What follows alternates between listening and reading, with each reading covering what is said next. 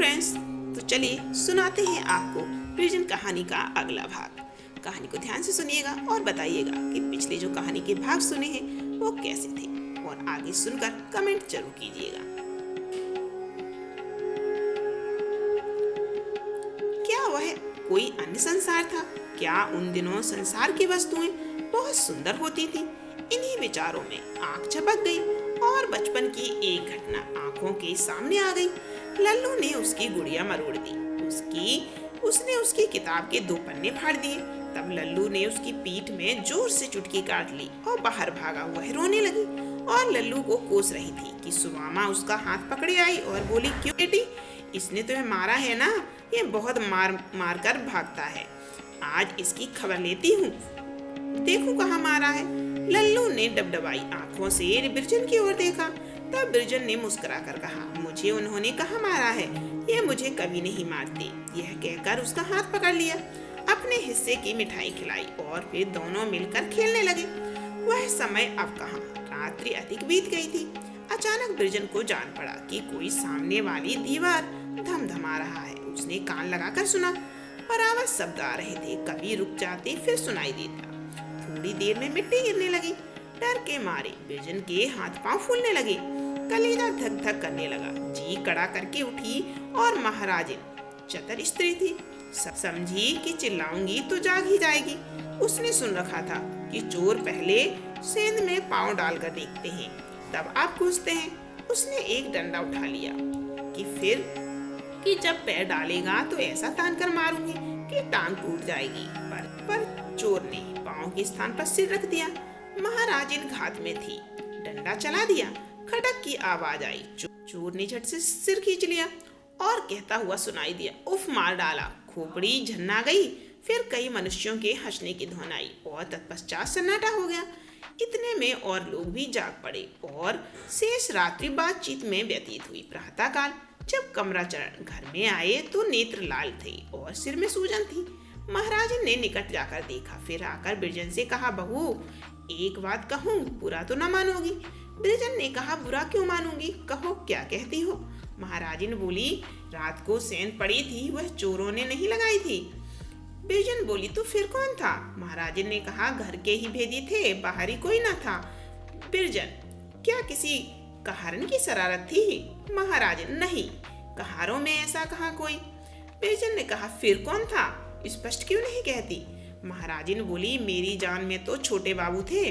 मैंने जो लकड़ी मारी थी वह उनके सिर में लगी, सिर फूला हुआ है। इतना सुनते ही बिरजन की भ्रुकुटी चढ़ गई, मुखमंडल अरुण हो गया। क्रुद्ध होकर बोली, महाराजिन, होश संभाल कर बातें करो। तुम्हें ये कहते हुए लाज नहीं आती? तुम्हें मेरे सम्मुख ऐसी बात कहने का साहस कैसे हुआ? साक्षात मेरे ऊपर कलंक का टीका लगा रही हो। तुम्हारे बुढ़ापे पर दया आती है, नहीं तो अभी तुम्हें यहाँ से खड़े खड़े निकलवा देती। तब तुम्हें विदित होता कि जीव को बस में न रखने का क्या फल होता है। यहाँ से उठ जाओ, मुझे तुम्हारा मुंह देखकर ज्वर सा चढ़ रहा है। तुम्हें इतना न समझ पड़ा कि मैं कैसा वाक्य मुंह से निकाल रही हूँ। उन्हें ईश्वर ने क्या नहीं दिया है? सारा घर उनका है, मेरा जो कुछ है उनका है। मैं स्वयं उनकी चेरी हूँ। उनके संबंध में तुम ऐसी बात कर बैठी। परंतु जिस बात पर बिरजन इतनी क्रुद्ध हुई, उसी बात पर घर के और लोगों को विश्वास हो गया। डिप्टी साहब के कान में भी बात पहुंची। वे कमलाचरण को उससे अधिक दुष्ट प्रगत समझते थे जितना वह था। भय हुआ कि कहीं यह महाशय बहू के गहनों पर हाथ न बढ़ाए। अच्छा हो कि इन्हें छात्रालय में भेज दूं। कमलाचरण ने यह उपाय सुना तो बहुत झटपटाया, पर कुछ सोचकर छात्रालय चला गया। बिरजन के आगमन से पूर्व कई बार यह सलाह हुई थी, पर कमला के उसकी हट के आगे एक भी न चलती थी। यह स्त्री की दृष्टि में गिर जाने का भय था, जो अब की बार उसे छात्रालय ले गया। पहला दिन तो कमलाचरण ने किसी तरह छात्रालय में काटा, प्रातः से सायंकाल तक सोया किए। दूसरे दिन ध्यान आया कि आज नवाब साहब और तोखे मिर्जा के बटेरों में बड़ा उजोड़ है। कैसे कैसे मस्त पट्टे हैं, आज उनकी पकड़ देखने के योग होगी। सारा नगर फट पड़े तो आश्चर्य नहीं। क्या दिल लगी है कि नगर के लोग तो आनंद उड़ाएं और मैं पड़ा रहूं। ये सोचते सोचते उठा और बात की बात में अखाड़े में था। यहाँ आज बड़ी भीड़ थी। एक मेला सा लगा हुआ था। पिस्ते छिड़काव कर रहे थे। सिगरेट खोमचे वाले और तंबोली सब अपनी अपनी दुकान लगाए बैठे थे। नगर के मनचले युवक अपने हाथों में बटेर लिए या मखमली अंडों पर बुलबुलों को बैठाए मटर गश्ती कर रहे थे। कमलाचरण के मित्रों की यहाँ क्या कमी थी। लोग उन्हें खाली हाथ देखते तो पूछते, अरे राजा साहब आज खाली हाथ कैसे। इतने में मियाँ सैयद मजीद, हमीद आदि नशे में चूर सिगरेट के धुएं भकाभक उड़ाते दिख पड़े। कमलाचरण को देखते ही सबके सब सर पर दौड़े और उससे लिपट गए। मजीद, अब तुम कहाँ गायब हो गए थे यार? कुरान की कसम, मकान के सैकड़ों चक्कर लगाए होंगे। राम सेवक, आजकल आनंद की रातें हैं भाई, आंखें नहीं देखते हो, नशा सा चढ़ा हुआ है। चंदूलाल, चैन कर रहा है पट्टा, जब से सुंदरी घर में आई है उसने बाजार की सूरत तक नहीं देखी, जब देखिए घर में घुसा रहता। खूब चैन कर ले यार। कमला बोला, चैन क्या खाक करूं, यहाँ तो कैद में फंस गया, 3 दिन से बोर्डिंग में पड़ा हुआ हूँ। मजीद, अरे खुदा की कसम कमला सच कहता हूँ, परसों से मिट्टी पलीद हो रही है, आज सबकी आंख बचाकर निकल भागा। राम सेवक, खूब ओढ़े, वह मुछंदर सुपरिटेंडेंट झल्ला रहा होगा। कमला, यह मार्के का जोड़ छोड़कर किताबों में सिर कौन मारता है। सैयद, यार आज उड़ गए तो क्या, सच तो यह है कि तुम्हारा वहां रहना आफत है, रोज तो ना आ सकोगे। और यहाँ आए दिन नई सैर, नई बहारें, कल लाला डिग्गी पर, परसों परेड पर, नरसों बीड़ों का मेला, कहाँ तक गिनाऊं, तुम्हारा जाना बुरा हुआ। कमला, कल की कटाव तो मैं जरूर देखूंगा, चाहे इधर की दुनिया उधर हो जाए। सैयद, और बेड़ों का मेला न देखा तो कुछ न देखा। तीसरे पहर कमलाचरण मित्रों से विदा होकर उदास मन लेकर छात्रालय की ओर चला। मन में एक चोर सा बैठा हुआ था। द्वार पर पहुंचकर झांकने लगा कि सुपरिटेंडेंट साहब न हो तो लपक कर कमरे में हो रहूं तो यह देखता है कि वह भी बाहर ही की ओर आ रहे हैं। चित्त की भली भांत दृढ़ करके भीतर बैठा। सुपरिटेंडेंट साहब ने पूछा, अब तक कहाँ थे? एक काम से बाजार गया था। यह बाजार जाने का समय नहीं है, मुझे ज्ञात नहीं था, अब ध्यान रखूंगा। जब कमला चारपाई पर लेटा तो सोचने लगा, यार आज तो बच गया, पर उत्तम तभी हो कि कल बचूं और परसों भी महाशय की आंख में धूल डालूं। कल का दृश्य वस्तुतः दर्शनीय होगा। तंग आकाश में बातें करेंगे और लंबे लंबे पेच होंगे। यह ध्यान करते करते सो गया। दूसरे दिन प्रातःकाल छात्रालय से निकल भागा। शूद्रण ग्रहण लाल डिग्गी पर उसकी प्रतीक्षा कर रहे थे। देखते ही गदगद हो गए और पीठ ठोकी। कमलाचरण कुछ देर तक तो कटाव देखता रहा, फिर सोच चलाया कि क्यों ना मैं भी अपने कनकौए मंगाऊं और अपने हाथों की सफाई दिखलाऊं। सैयद ने भड़काया, बद कर लड़ाओ, रुपए हम देंगे। चट घर पर आदमी दौड़ा दिया कि अपने मांझे से सबको परास्त कर दूंगा। परंतु जब आदमी घर से खाली हाथ आया तब तो उसकी देह में आग सी लग गई। हंटर लेकर दौड़ा और घर पहुंचते ही कहारों को एक ओर से सटर पीटना प्रारंभ किया। बेचारे बैठे हुक्का तमाकू कर रहे थे। निरअपराध अचानक हंटर पड़े तो चिल्ला कर रोने लगे। सारे मोहल्ले में कोलाहल मच गया। किसी को समझ में न आया कि हमारा क्या दोष है। वहाँ कहारों का भली भांति सत्कार करके कमलाचरण अपने कमरे में पहुंचा, परंतु वहां की दुर्दशा देखकर क्रोध और भी प्रज्वलित हो गया। पतंग फटे हुए थे, चरखियां टूटी पड़ी थी, मांझे लच्छियां उलझी पड़ी थी, मानो किसी आपत्ति ने इन यवन योद्धाओं का सत्यानाश कर दिया हो। समझा गया कि अवश्य यह माता जी की करतूत है। क्रोध से लाल माता के पास गया और उच्च स्वर से बोला, क्या माँ, तुम सचमुच मेरे प्राण लेने पर आ गई हो? 3 दिन हुए कारागार में भिजवाया, पर इतने पर भी चित्त को संतोष न हुआ। मेरे विनोद की सामग्रियों को नष्ट क्यों कर डाला? प्रेमवती बोली विस्मय से, मैंने तुम्हारी कोई चीज नहीं छुई, क्या हुआ?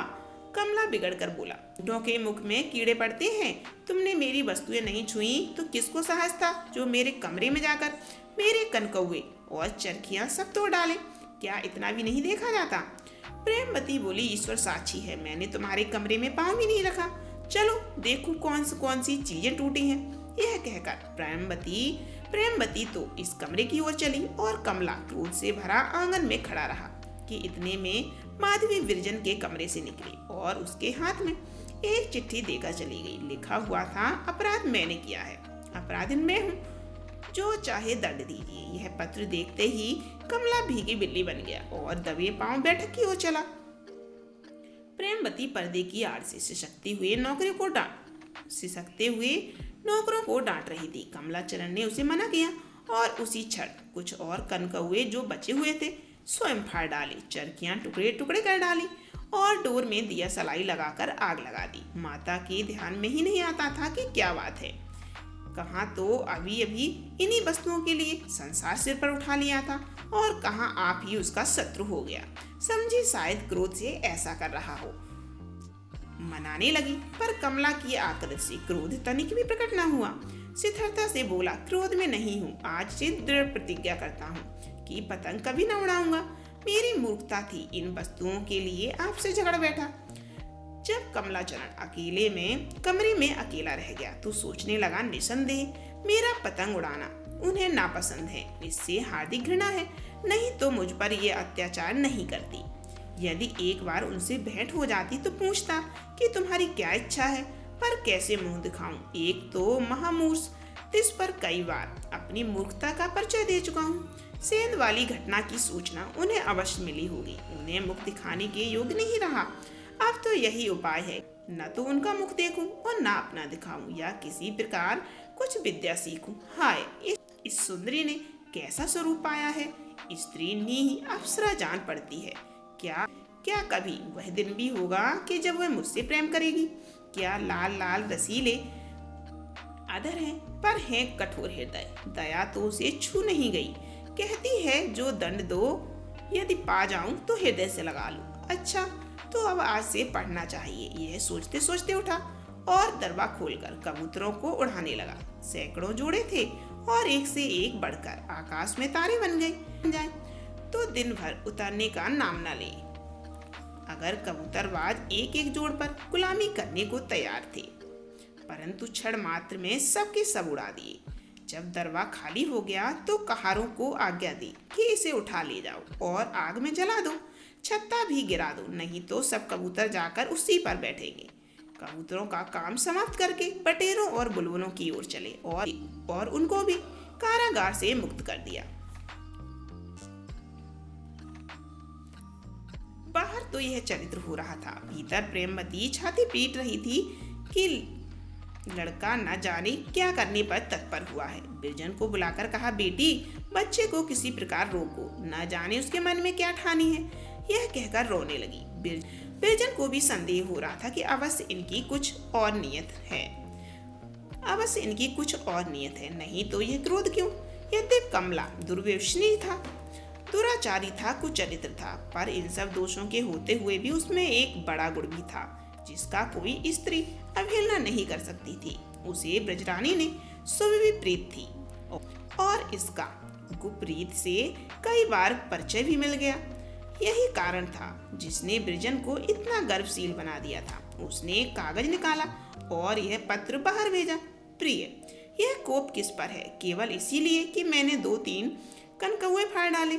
यदि मुझे ज्ञात होता कि आप इतनी सी बात पर क्रुद्ध हो जाएंगे तो कदापि उन पर हाथ न लगाती, पर अब तो अपराध हो गया, क्षमा कीजिए, यह पहला कसूर है। आपकी ब्रजरानी।